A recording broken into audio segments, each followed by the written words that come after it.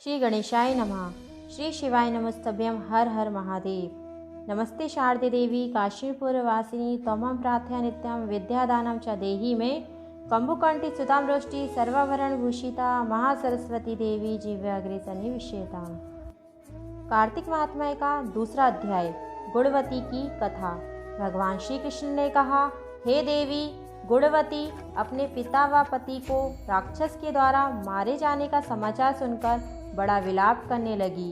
हे नाथ, हे पिता, मुझको त्याग कर तुम कहाँ चले गए? मैं अकेली कन्या हूँ, तुम्हारे बिना अब मैं क्या करूँ? अब मेरे भोजन और वस्त्र आदि की व्यवस्था कौन करेगा? घर में स्नेहपूर्वक मेरा पालन पोषण कौन करेगा? मैं कुछ नहीं कर सकती। मुझ विधवा की रक्षा कौन करेगा? मैं कहाँ जाऊँ, कहाँ रहूँ? मेरा तो अब कहीं ठिकाना नहीं रहा। इस तरह रोती और विलखती गुणवती पछाड़ खाकर पृथ्वी पर गिर पड़ी और मूर्छित हो गई और देर तक पड़ी रही। फिर जब होश में आई तो पूर्ववत अत्यंत करुण विलाप कर शोक सागर में डूब गई। जब कुछ संभली तो उसे ध्यान आया कि मेरे पिता तथा पति की मृत्यु के पश्चात उनकी क्रिया करनी चाहिए जिससे उनकी गति हो सके। अतः उसने अपने घर की सारी वस्तुएं बेच दी। उनके बेचने से जो पैसे मिले उनसे अपने पिता और पति की श्राद्ध आदि क्रिया की। फिर वह उसी नगर में रहती हुई भगवान विष्णु की भक्ति में आठों पहर रहने लगी। उसने जन्म से लेकर मृत्यु तक नियम पूर्वक सारी एकादशियों के व्रत और कार्तिक महीने के उपवास में व्रत किए।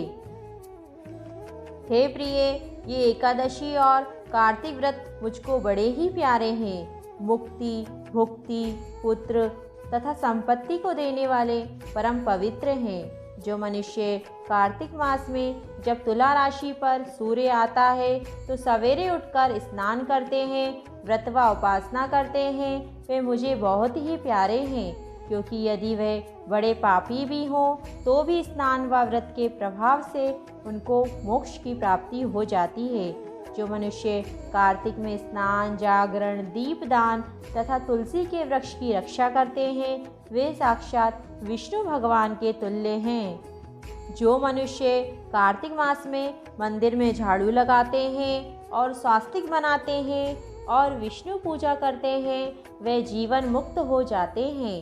यह सुनकर गुणवती भी प्रतिवर्ष मन लगाकर कार्तिक का व्रत और भगवान विष्णु का पूजन करने लगी। हे प्रिय, एक बार वह ज्वरग्रस्त थी और दुबली हो गई थी, फिर भी किसी न किसी प्रकार गंगा स्नान के लिए चली गई। गंगा तक पहुंची भी थी किंतु ठंड के मारे वे बुरी तरह से काँप रही थी। वह एकदम शिथिल हो गई।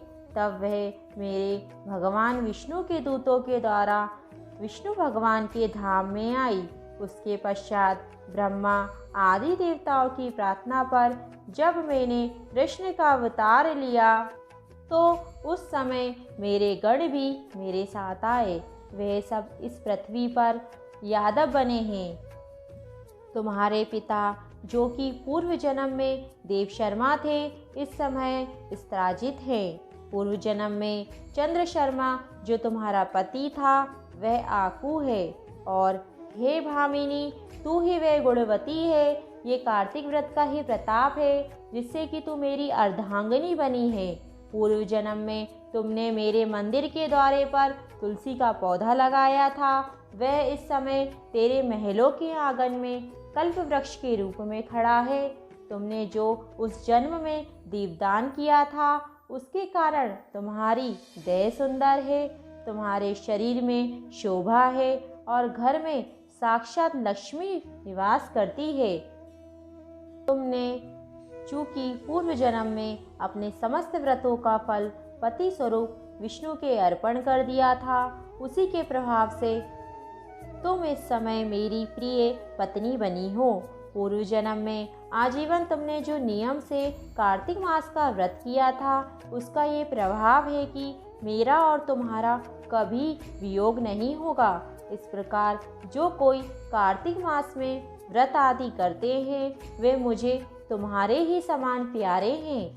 वे लोग जो कि दूसरे जब तक यज्ञ दान आदि करते हैं, कार्तिक मास में किए गए व्रत के सामने उनका फल बहुत थोड़ा सा होता है।